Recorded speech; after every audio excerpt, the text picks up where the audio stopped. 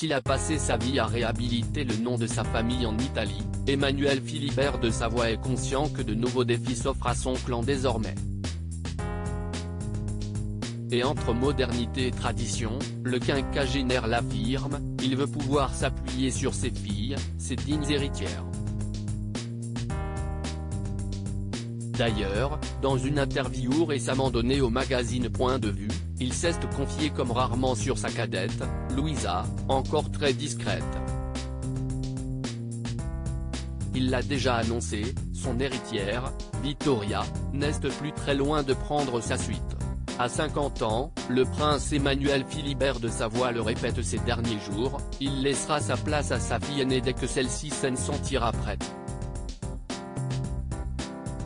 Très populaire sur les réseaux sociaux, la jeune femme de 19 ans, copie conforme de sa mère Clotilde Courreau, a d'ailleurs déjà commencé à le suivre dans ses engagements officiels et se prépare à un rôle qui s'annonce prenant.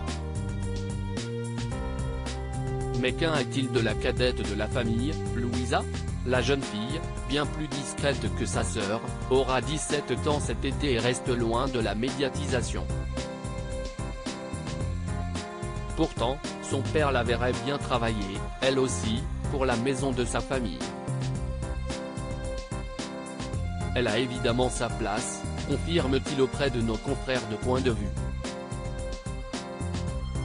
Mais comme pour sa sœur, ce n'est pas pour tout de suite. Pour l'instant, elle suit ses études dans un pensionnat à Oxford et aimerait continuer à l'université en Espagne. Entre Vittoria et Louisa, les rôles vont se dessiner petit à petit mais Louisa sera très active au sein de la famille, j'y tiens beaucoup, continue-t-il, soulignant que la personnalité de ses filles tient à Clotilde Courreau, une mère exceptionnelle pour elle. Heureusement, les deux adolescentes, qui vivent toutes les deux au Royaume-Uni pour leurs études depuis plusieurs années, sont très proches et savent qu'elles devront se soutenir dans les prochaines années. Les deux sœurs s'aiment énormément, elles sont en accord et je suis sûr qu'elles vont s'aider mutuellement. L'une pourrait par exemple s'occuper des ordres dynastiques et l'autre, de la représentation de la maison de Savoie lors des voyages, imagine leur père. Sans leur mettre la pression, si les jeunes filles savent quels seront leurs rôles, elles n'ont pas de pression pour y arriver.